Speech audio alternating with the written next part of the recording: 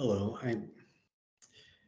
this is a recap of our meeting that we had Tuesday. I'm really sorry. I thought I had recorded it correctly, and I thought I had everything all lined up so that everybody could see that for the people that didn't make it. And unfortunately, that was not the case. It did not work out. Now, if you attended the entire meeting, you are not responsible for having to watch this. When you do the attendance thing, you're just going to be responsible for what you interacted with when we had the live meeting. If you did not make it, then this one's going to be pretty easy to get your attendance for because it's going to be pretty short. I did want to reiterate that if you can make the live recordings, that's awesome. That's what I hope for, ideally. Uh, what I've noticed over the years is that even though you can, and people do all the time, get an A without attending anything live, and that is, for many of us, that is simply not an option because we do online stuff because, life happens. Life is life.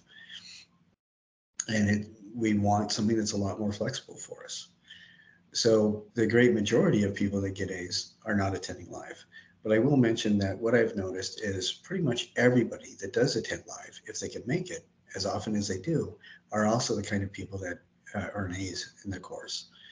So if you can make it, it makes it a lot easier for me because then we can interact some and you represent everybody else in the class.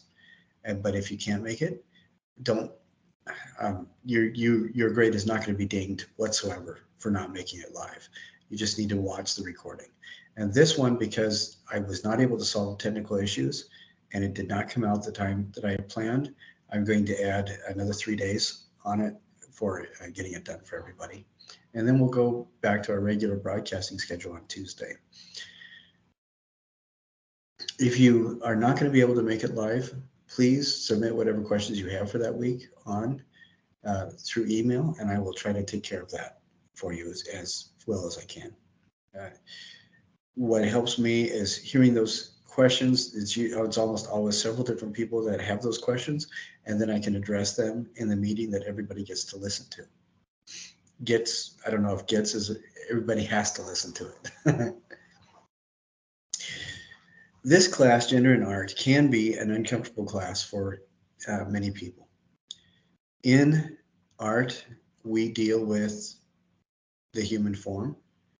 Many times the human form the technical term is undraped. And I have not had a problem with anybody here at this university. Occasionally there are people that get upset and bent out of shape because they feel a little bit challenged when art is presented that has the undraped human form. They think somehow that is unseemly or dirty, and it's not. I mean, our ancestors did that all the time.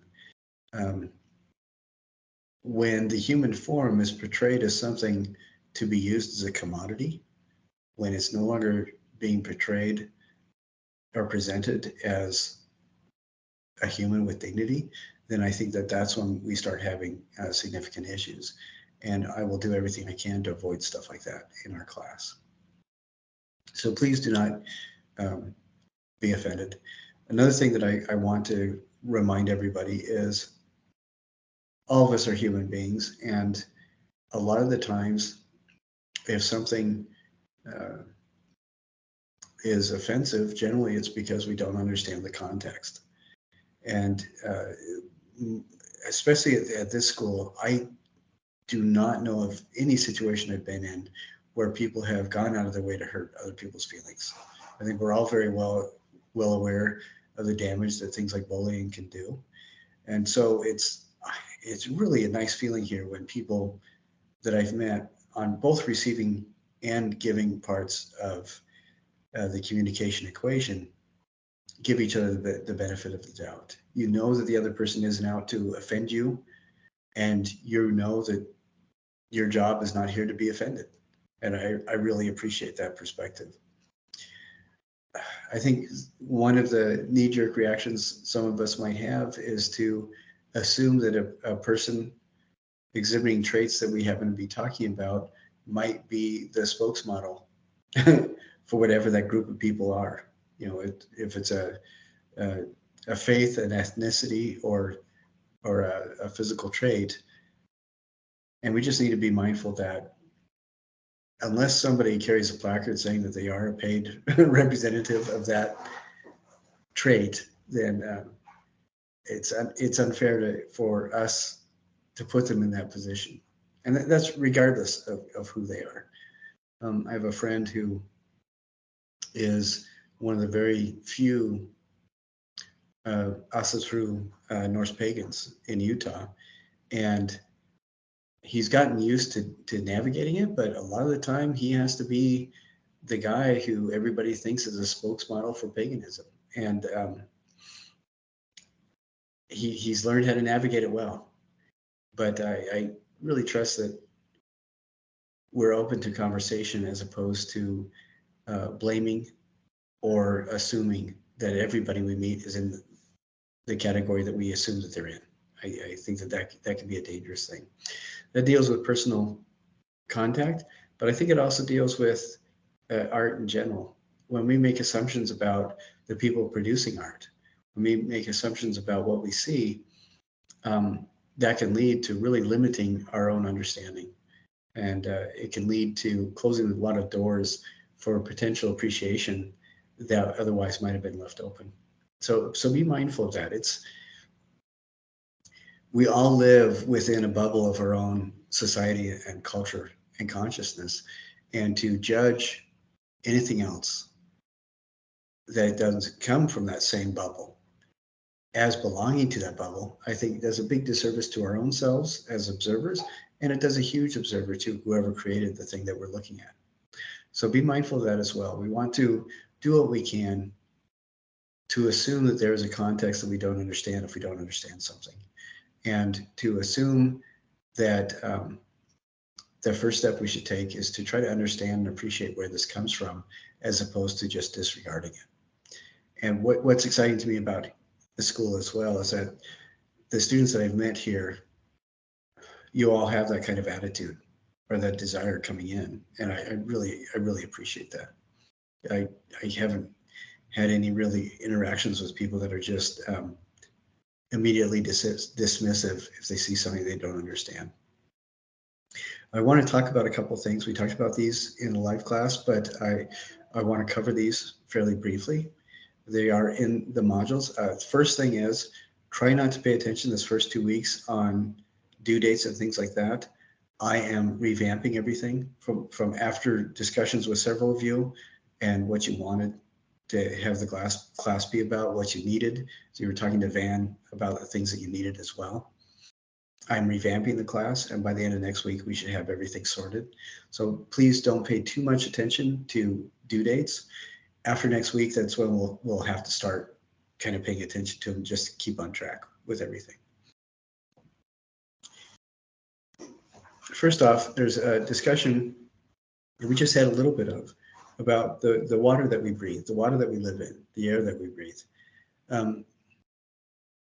Most of us are living consequences, at least in part, of our society and our culture, the things that surround us. And most of us don't even realize that. I think that's one of the difficult things to manage as you are studying about art and as you are becoming artists or becoming more mature artists yourself, is appreciating the fact that everybody has a perspective and every perspective is just as valid as everybody else's. How people choose to communicate that perspective, there are different layers of validity there. And whether or not somebody's just a big, jackass when they talk about it, you don't want to take them seriously very much. But for the most part, I think when we begin to appreciate about that kind of aspect about our own selves, I think it really helps us to gain a lot more from the art that we interact with, or the art with which we interact. A couple assumptions that I think are really good is if I don't understand it, it's because I'm missing something. And a lot of the times what I'm missing is the context of either the originator or the artwork itself. Another thing that I think is really big that I have not had any problem with anybody understanding this here, because everybody seems to get it. people that lived before us that didn't have things like cell phones and polyester, that didn't make them stupid. It just made them different. They had different perspectives. I'd be hard pressed to see any of my kids surviving without their cell phones for very long, especially in environments where most of the food isn't already prepared for them. Thankfully, my kids have grown up learning how to camp and do survival skills a little bit like that, and it's given them more of a perspective. And thankfully, a lot of us have experienced traveling where we see how other people live. And we realize that the things that we take as just as ubiquitous to our environment, other things, people may think as a special treat or something really irritating. Either way. When we look at art that's done thousands of years ago that isn't photorealistic, we may have a tendency to believe, oh, well, they didn't know how to draw people. Well, there is a lot of evidence that people thousands of years ago had medical technology and medical an awareness of anatomy that rivals our own today. That people survived 20 and 30 years past brain surgeries. Imhotep was an architect that worked in ancient Egypt, who was also a medical doctor. And he knew about bacteria and infection. And he wrote extensively about how to prevent infection and how to help things heal. In fact, it was his work that Hippocrates was referencing. And Hippocrates, of course, is the founder of what we consider to be modern medicine. That's where you get the Hippocratic Oath from. And so, these are things that people were aware of thousands of years ago. So just because somebody did not have running water or electricity didn't mean that they were dumb. And many times people did have running water and at least kinetic power that lived in societies that would really be surprising. If you were indigenous to Northern California 300 years ago, by the time you, in our day, would have graduated high school, at that time, you would have also already have been fluent in about 4 or 5 different spoken languages. You would have been able to pass communication. You would have been able to communicate in another half a dozen languages. You would have been conversant in at least 2 different kinds of sign languages, been able to draw rebus to talk, and then also been able to record contracts using a special code that was developed tying knots. This is all what 16, 17, 18-year-old kids were doing as indigenous First Nations people in Northern California 300 years ago. So just because people are different, what that means is that people are different. They're not the same. There are 4 tools that I want to talk about that will help us to articulate when we see the things that we interact with in this class. And these tools are called the tools of artistic critique. I'm going to change this so I don't look like I'm sitting so low. Okay, I think that might be a little bit better. The 4 tools of artistic critique. Now, critique and critic and critical all feel, I think, kind of dirty. They have a really negative connotation, and I don't want them to, because originally they weren't meant to be carrying negative connotation. Critical thinking does not mean you're abrasive and nasty. Critical thinking means you think with intention. You have an agenda that you follow. Your thinking is reasoned. Much of the advertising we see on social media is designed to activate you emotionally so that you stop reacting with thought, that you begin to behave as a matter of reflex. And I think that can be a real danger if we, and I know that, whenever you have a holiday get together, there are members of the family that you kind of roll your eyes about because every family has them, where they will say things that don't make a lot of sense when you think about them, or they say things that are really abrasive because they're reacting instead of thinking intentionally. And so when we talk about artistic critique or critical thinking, I want you to replace that word with intention or mindfulness. So when we are critiquing a work, we are speaking about it in a measured manner with intent. It does not mean that we're pulling it apart to pointing out all the things we could have done better. It has nothing to do with it. And the four tools, I want you to pay attention to as I describe the four tools, because the first one begins with very little of our imagination. And by the time you get to the end, you're invested quite a bit more. And that will become apparent as we talk about them. The first tool of critique is we need to be able to articulate how whatever it is that we're looking at impacts our shared universe.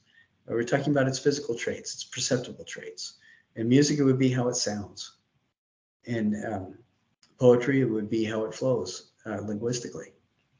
For art, what we're talking about is things like we're going to be describing it. So we're talking about height, width, depth.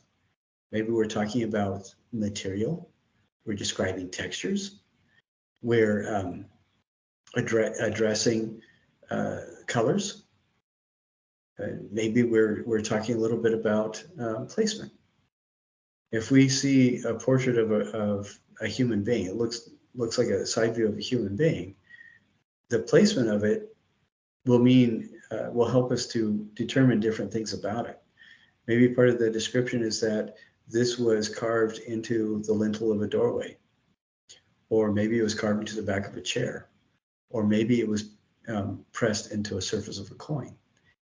The placement of each of those things they're important elements to our description, but later on, as we start thinking about it, it will add to the meaning of the thing for us. Now I'm going to pull up an image after we get done with this, so that I can demonstrate a little bit about how these tools can be applied to something. And my eyes are a little bit out of focus because I'm just going to Wikimedia, and I'm going to pull up an image of something.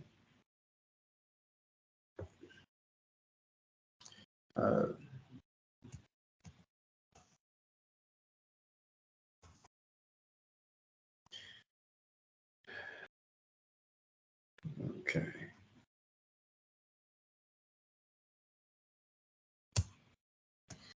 Sorry for taking a little bit longer. Okay.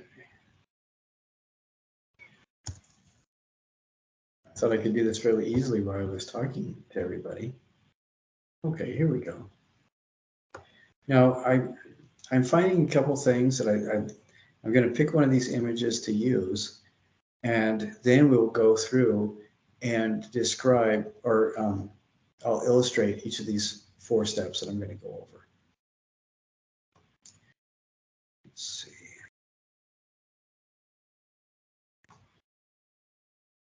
All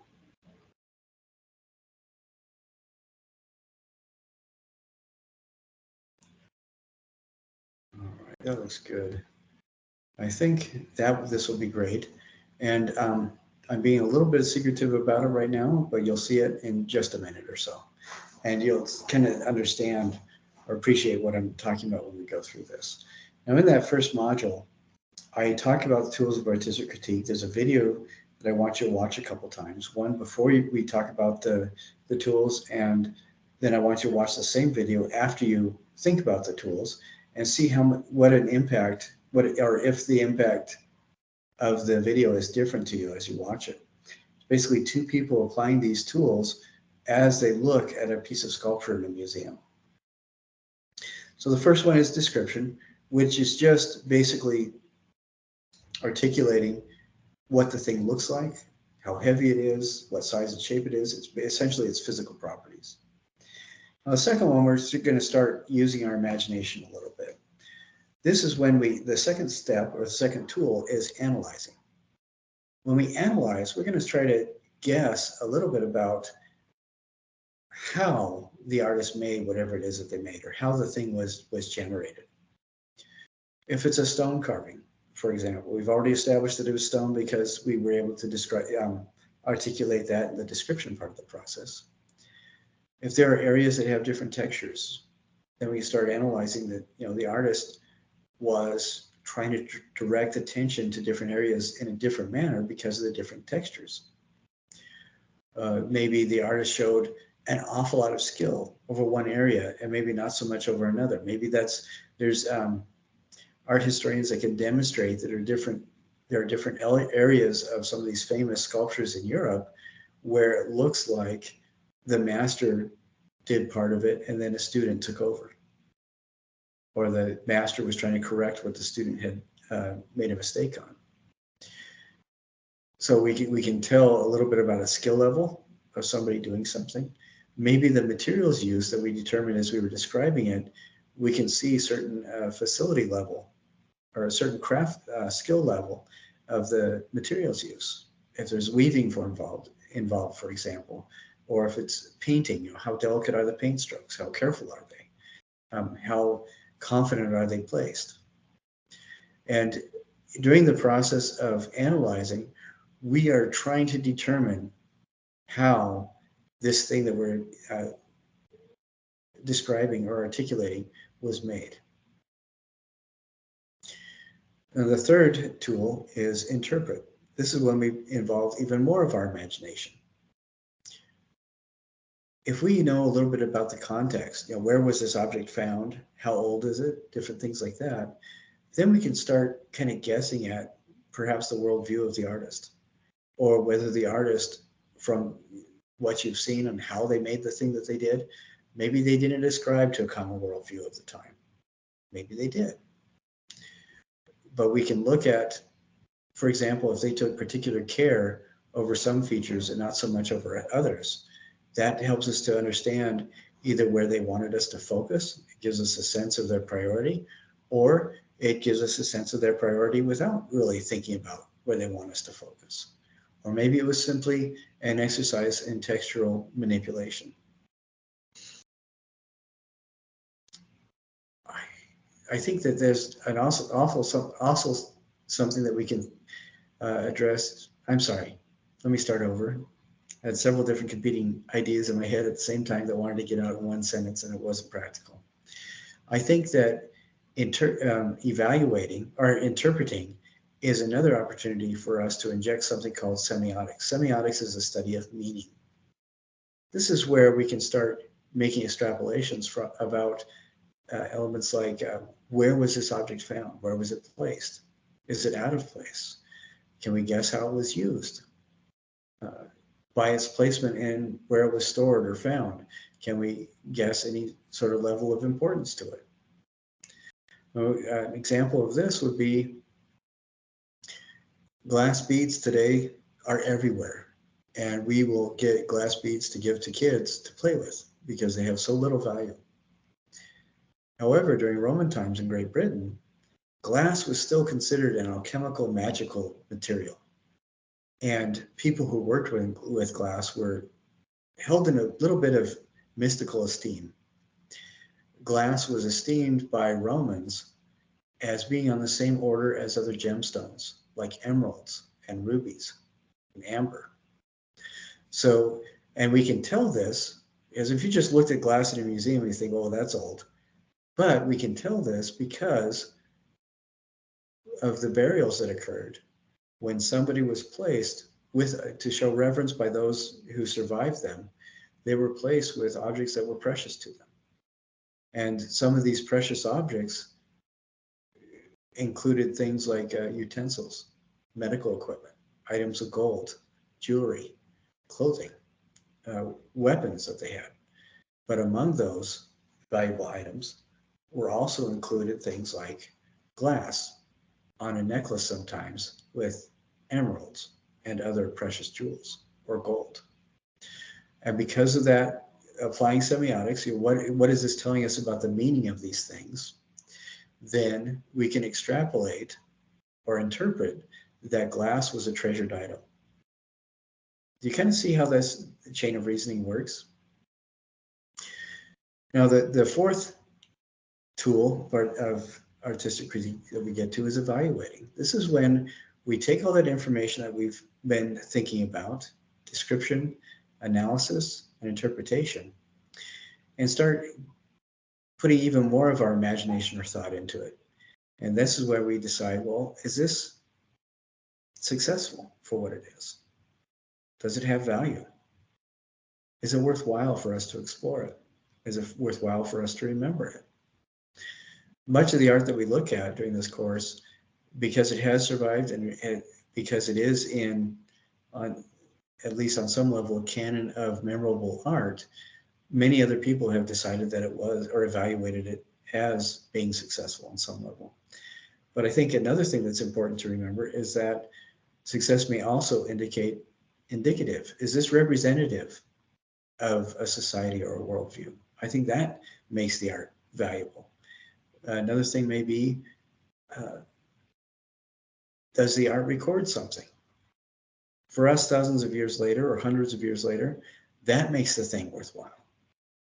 The fact that it recorded something that our ancestors did that was important, or even if it's just an ordinary item from everyday life. The Arab philosopher Ibn Khaldun said about 600, 700 years ago that every object has a ghost of meaning that follows it wherever it goes. And this meaning, when the object is used for a different purpose than it was originally intended, that meaning changes and the object essentially becomes a new object, because the object itself is the physical presence of something with the meaning and intent associated with it. So when we see a needle that was maybe a throwaway tool for another civilization, but that needle is one of the very few physical things that remain from a culture that entirely disappeared, and we see that in a museum, can you see how that needle is no longer just a needle?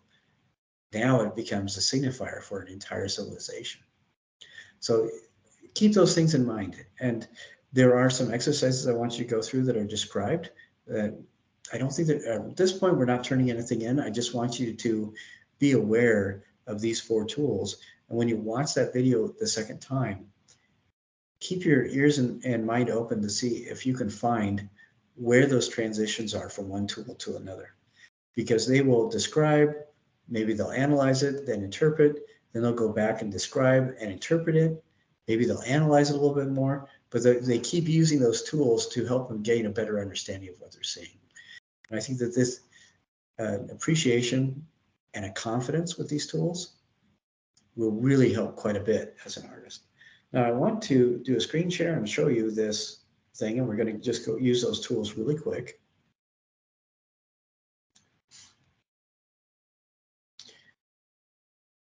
Okay, this is an image from the Treasury at Petra. And the Treasury is the building that you see in Indiana Jones and the Last Crusade, you know, the final setting for the wind-up of the film. It is a beautiful building built in Jordan, in this desert area. Now, if we describe this, we can talk about it. Maybe we'll talk about the stone itself as sandstone. The style, it looks like it's kind of a Romanesque style. Those are Corinthian column heads that we see. We have that very typical Roman style work on the edges, particularly that triangular roof with a dentil molding on the interior and on the inset. And we see something of a frieze detail just underneath the roof, from between where that top support beam rests on top of the Corinthian column heads and the underside of the roof above it. And as we further describe it, if those columns are maybe 18 inches in diameter, I don't know exactly how wide they are, there's a thing that looks almost like a human figure in between them, placed on another representation of like a pedestal, it looks like.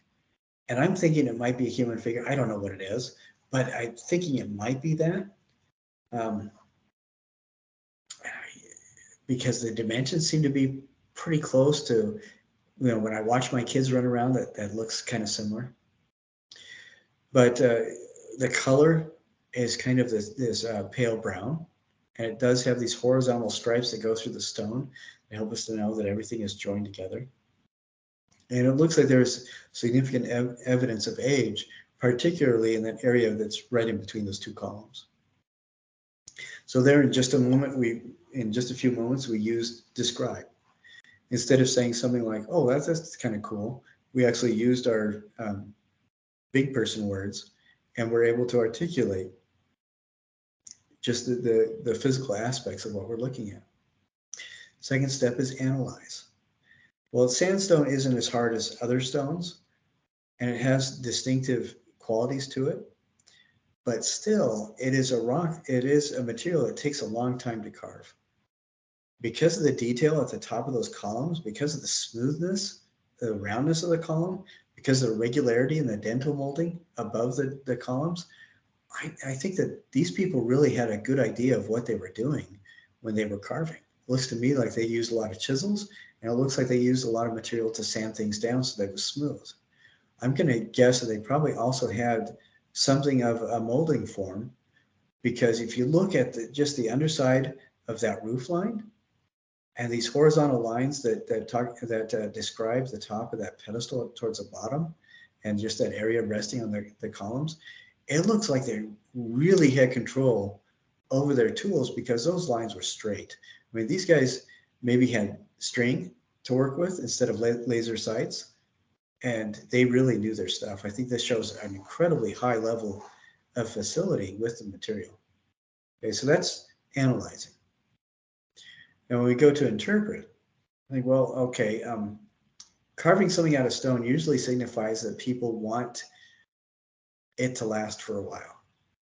And this also represents a significant amount of work. So I'm going to say that this is probably something that like a wealthy family, a wealthy person commissioned, because it cost a lot of money to do it. I think that I'm thinking that the detail above the top of the columns probably represented something significant. It was maybe a representative narrative in the life of the family, and it's just so worn off we can't tell it anymore. So I think that this is intended probably as a prestige setting where they want to kind of show the family or whoever commissioned it kind of wants to show off their wealth a little bit. Maybe that's part of it. I'm thinking that because I'm seeing like a little child on top of that pedestal or in between the two columns, I'm thinking that maybe the family is also using this as a memorial. And the artists themselves were probably commissioned to make something beautiful that the family felt would stand the test of time for generations, and it most likely did. And I think because of the placement, we can put semiotics into this. Corinthian column tops represented things from Greece like lawmaking, intellectualism, governance, stuff that really added gravity to the human experience. And the columns being so beautifully wrought really, I think, demonstrates a bit of reverence. And with that, the pedestal between the columns at the bottom, I think whoever this person is that this image is meant to portray was very significant to the family. And I'm thinking if it is a child, this is probably something as a memorial for the child who passed away before she got a chance to go into adulthood.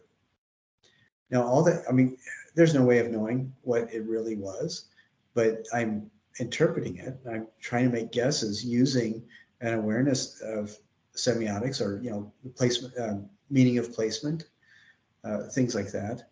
And I think that we can support a lot of what I'm saying because of the observations that we've made. And you may come up with different observations and decide something completely different, and that's perfectly fine. The point is we are articulating our thoughts with intention. That's the most important element of this. And last, as an evaluation, the fact that dental molding has lasted 2,000 years, the fact that this is sandstone in a windy environment and so much of it survives, really is a testament to the craft of its creators. And the fact that we can read something and have something of a conversation with the people, whether or not it's entirely accurate, we have become very mindful of whoever made this and whoever sponsored the making of it. And I think that in all those things together, I think this is successful.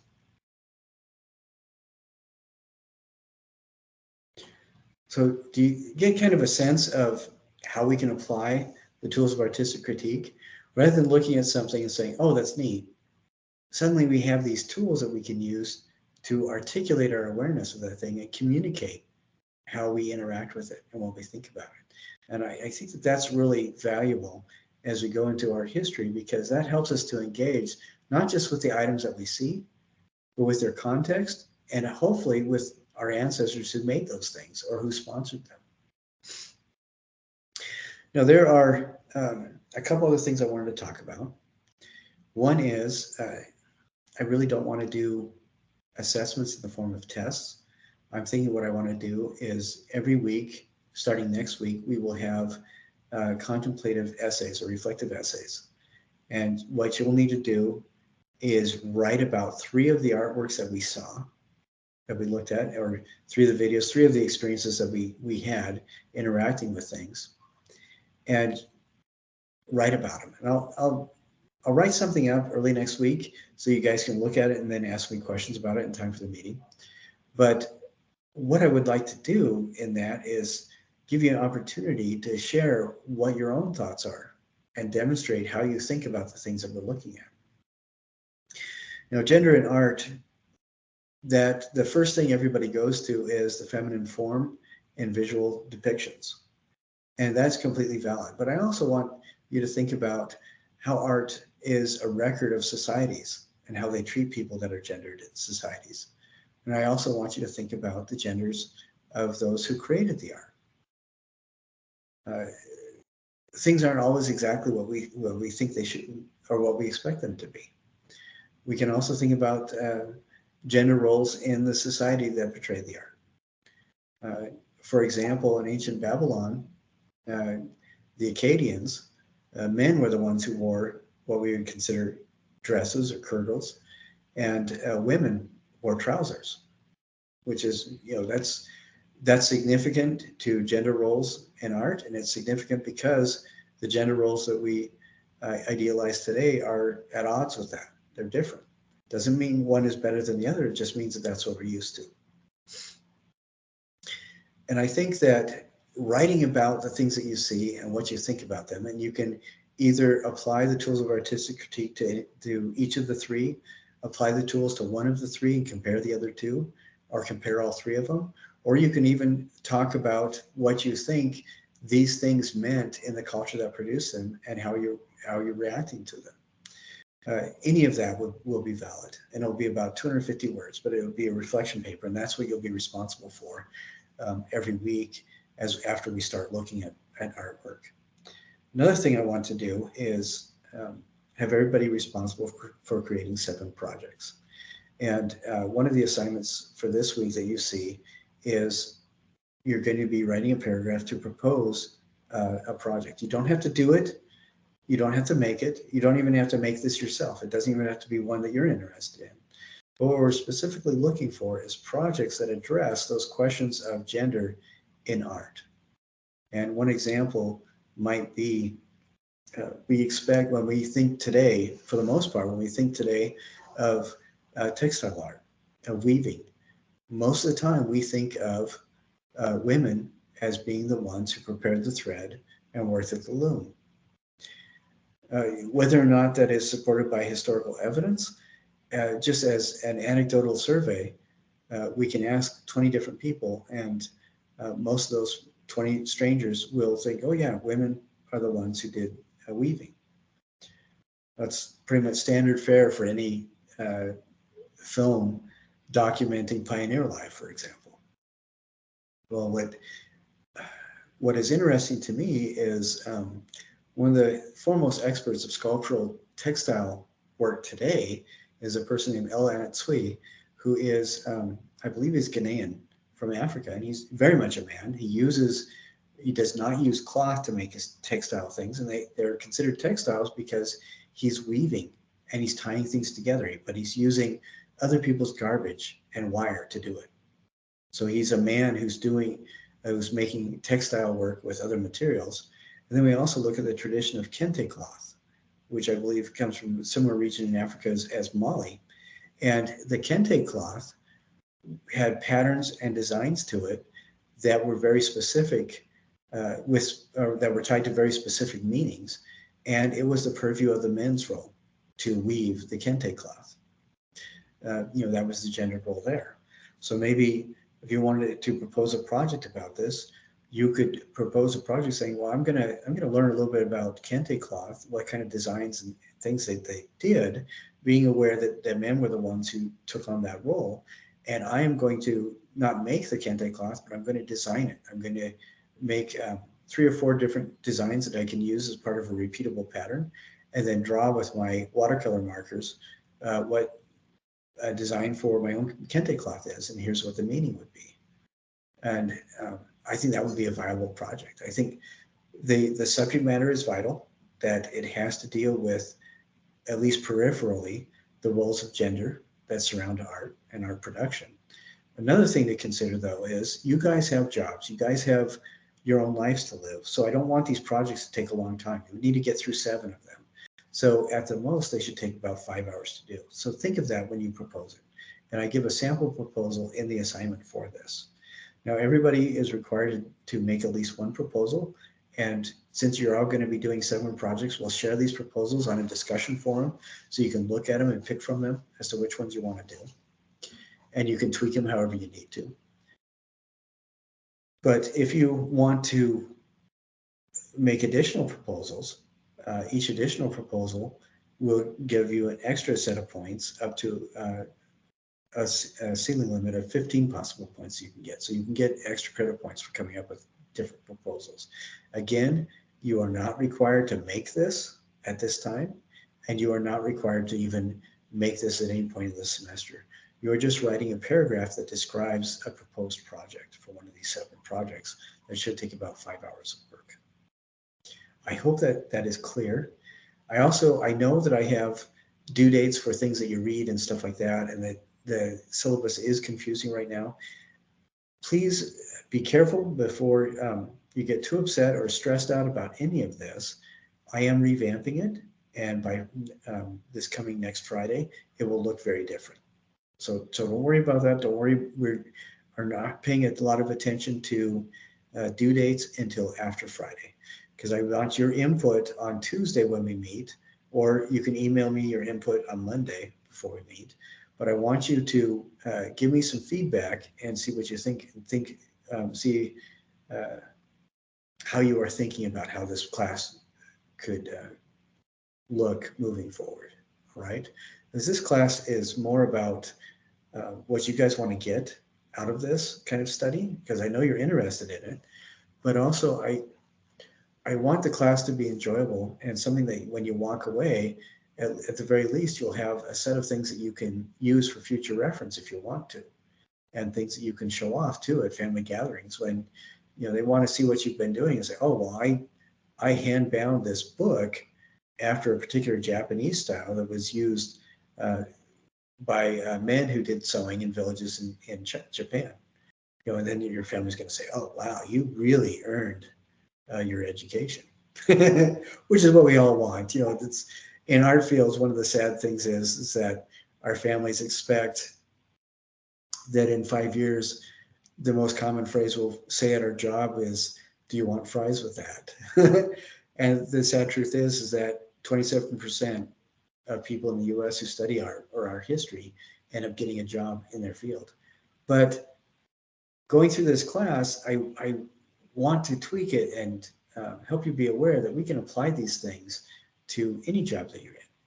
The tools of artistic critique, although they are packaged and branded as tools for artistic critique, can be used to solve any problem that you have or any situation you encounter, anything that you see, whether you are in construction management, whether you are a long-haul trucker, or whether you are a licensed nurse. It doesn't matter.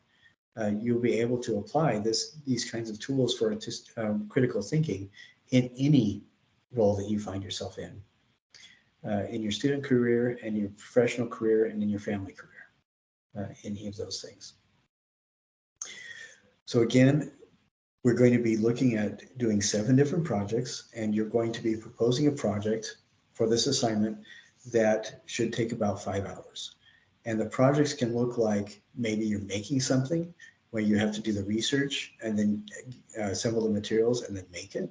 If you're going to do that, make sure that you do it as inexpensively as possible, ideally with materials you already have at home.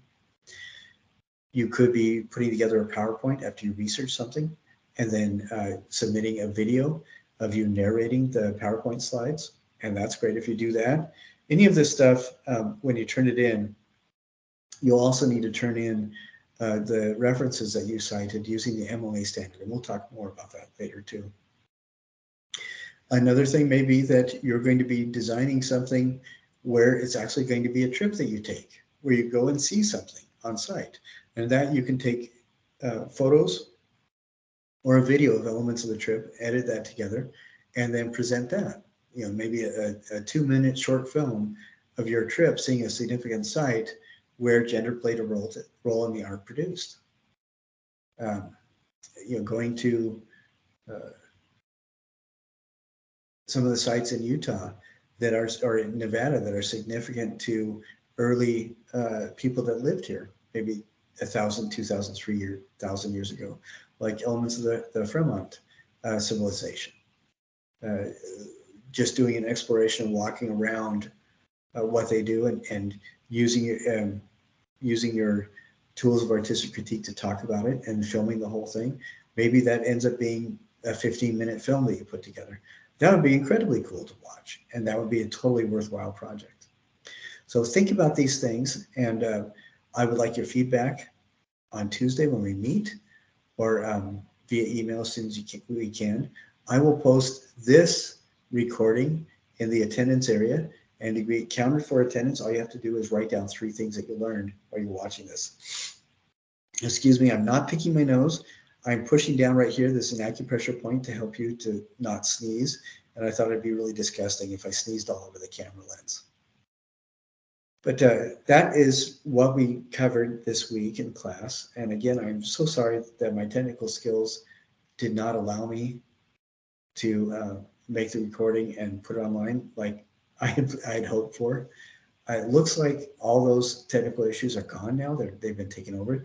The tech support people here on campus are absolutely astounding and very, very patient. So if you have issues with any of the stuff that you're doing, please make sure that you avail yourself of them and their expertise. But until Tuesday, I look forward. I hope you guys have an absolutely wonderful weekend, and I look forward to visiting with you again next week. Thank you so much for joining me, and we'll talk to you later.